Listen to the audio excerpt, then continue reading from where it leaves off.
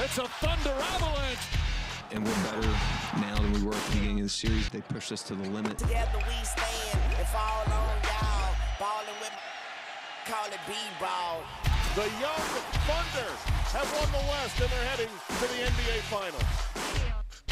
Oklahoma City is finals bound for the first time in 13 years. So let's just remind everybody how the Thunder have rolled to get there. We're going to start, Shanae, in the first round here. The Thunder making quick work of the Grizzlies. Yeah, they absolutely did. You know, what we know is that this Grizzlies team likes to run too, but they sort of met their maker a little bit in this series, but also the health of John Morant dictated as well. Yeah, John Morant, he left with an injury. They would mount a 29-point comeback in this game. They trailed by 27 when John Morant went down with that injury, and it was just all Thunder all the way back, and they would go on to win that series. Going ahead here to the conference semifinals now. This would be the Denver Nuggets, and this was their toughest test. Oh, absolutely. You had the goal of slowing down the best player in the world in Nikola Jokic, and they did exactly that. They made him work on every possession. Yeah, he had multiple 40-point double-doubles, including 44 and 22 in Game 1. And then, of course, you had the heroics of Aaron Gordon. What a series, man. Game winners in the series before and then this one. I was like, oh,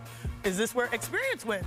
Aaron Gordon, once again, he was such a difference maker for the Nuggets in this series. And, of course, you had famously SGA leaving the court smiling. Everyone would wonder why. Well, that's because they had some confidence. They would go on to win in 7 games, including a 32-point blowout in that Game 7. So then to the conference finals we go. They kept that momentum going against the Timberwolves. They cruised to a 2-0 lead. The Thunder were tested on the road, getting blown out in Game 3, and then they survived a nail-biter in Game 4. They would go on to win Game 5 by 30. Their NBA record 4th win by 30 or more this postseason. And, of course, Shai Gilgeous-Alexander was named the Western Conference Finals MVP. He averaged 31, 8, and 5 rebounds. And we knew that SGA, he was going to be dominant going into these playoffs. But there were some questions for Jalen Williams, and he answered the call. The All-Star duo, just the 5th pair of teammates to average 25 and 5 assists entering the NBA Finals in NBA history, with the last 3 all eventually going on to win the title. And if OKC brings home the trophy, Shai's going to join maybe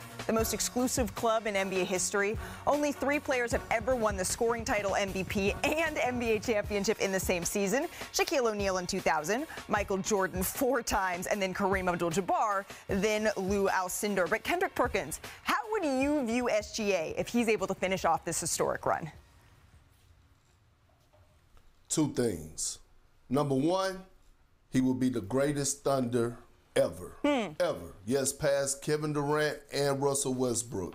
3rd consecutive season of averaging over 30, shooting over 50% from the field, scoring title, MVP, conference MVP, going to the NBA Finals, winning the championship, and he's going to win Finals MVP. Secondly, he would get his superstar jacket and sit at the table with LeBron James, Jokic, Steph, KD, and Giannis, entering that room of being a legit superstar because he has checked all the boxes and there was nothing else for him to do but add to his legacy. So those are the 2 things. If SGA or when SGA close the deal and bring a championship back to OKC, he would be the greatest Thunder ever, and he would join the room or sit at the table, shall I say, with those superstars and get his superstar jacket. A superstar jacket? I don't think I can just go on Gap online and order one of those, can I? If I can, then maybe we should be doing that. But the thing about this Thunder team, somehow, some way, SGA's offensive dominance, it may not be the most impressive part, Shanae. It might be their defense. I want you to look at this because through the conference finals, the Thunder have the best turnover differential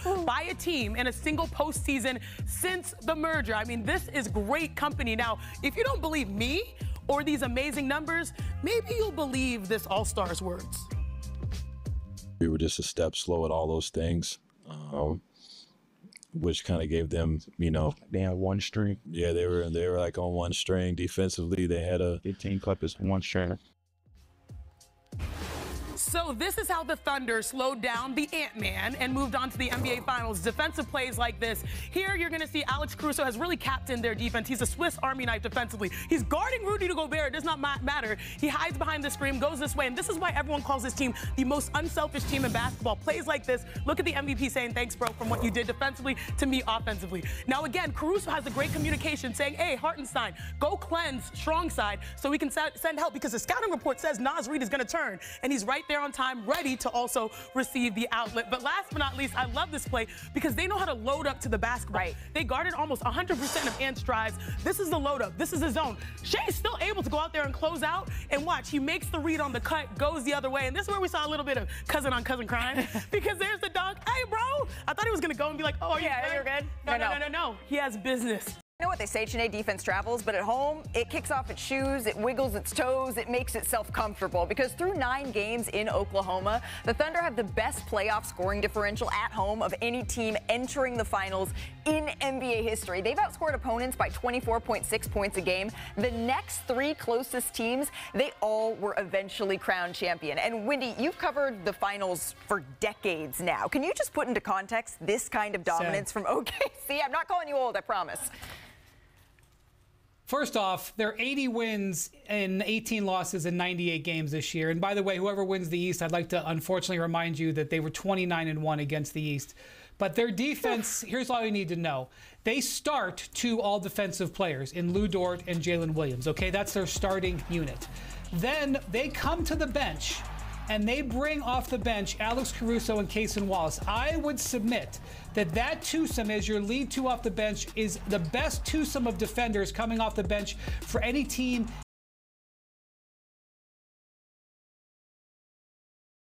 in the last several generations. Maybe you bring 1 elite defender off the bench.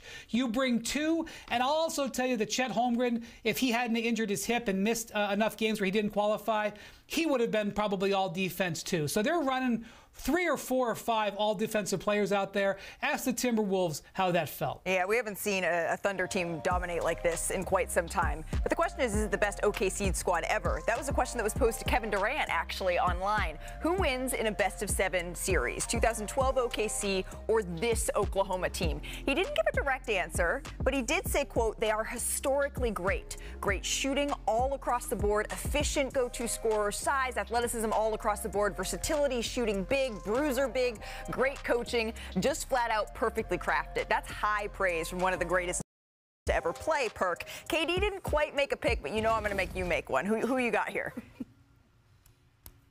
I got this year's Thunder team, 2025, okay. And it's no knock to ours in 2012, but like Wendy just alluded to, their depth, right? You talk about bringing in a Cason Wallace, Alex Caruso, guys who are going to get into you defensively, and all of a sudden you have a guy like Jalen Williams who's not afraid to mix it up, who was crucial for them in that Denver Nuggets series against Jokic.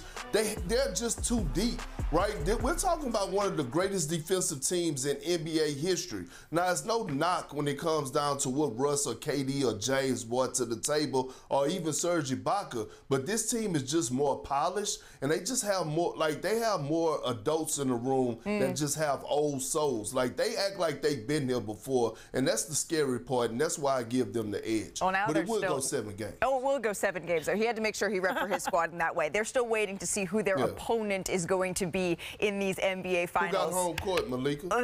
Oklahoma City Thunder. Let's get back to the East. Still to come on NBA Today. The Jalen Brunson, Karl Anthony Towns duo. It is finally clicking on all cylinders. But did anybody see them channeling Kobe and Shaq these conference finals? Anybody? I don't know. Anybody? We're going to explain.